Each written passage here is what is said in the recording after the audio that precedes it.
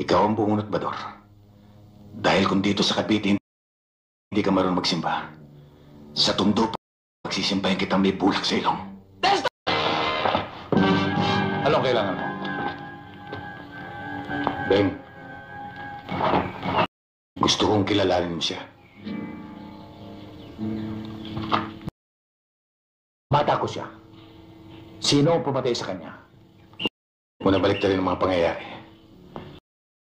Kaya nga ako naparito para hindi ka na mag-utos sa mga bata mo na patayin ako. Ang pagpatay hindi ko niutos kahit kanino. Ako ang gumagawa. Kung niutos ko yun, patay na kayo lahat ngayon. Kung inutos ko rin, hindi ka makakalapit dito.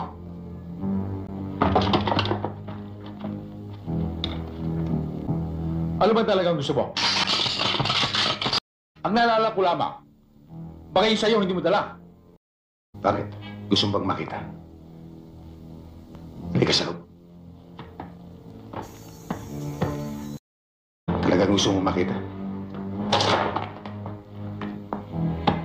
Eto.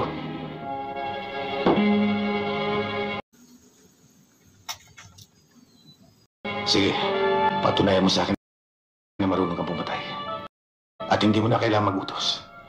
At sa pagkakataong ito, wala tayong dapat idamay. Isa lang sa atin lalabas itong buhay. Tama! Isa lang. Kaya damputin mo na yan. At may iiwan ang bangkay mo dito sa Cavite. Para pakapitan ko sa talaba.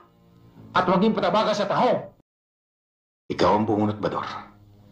Dahil kung dito sa Cavite hindi ka marunong magsimba, sa Tondo pagsisimbahin kitang may bulak sa ilong. Testa! Si Crisanto si Bador! Nagpapatayan! Doon sa loob ng kabalik! Damputin mo na yan! Para magkaroon ng silbi ang pagsusot ko ng itim! Talaga magkakaroon ng silbi pagkat ipagluluksa mo ang iyong kamatayan. Ikaw ang mamamatay, Crisanto. Makikiramay lamang ako. Damputin mo na yan! Kabaw na!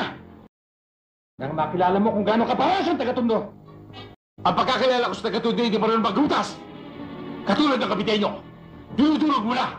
Hindi pa rin pahamak ang kaibigan. Ibang uri ka ng kapitenyo, Bador. Kapag salapi na nakataya, nawawala ng pagpapalaga mo sa isang kaibigan.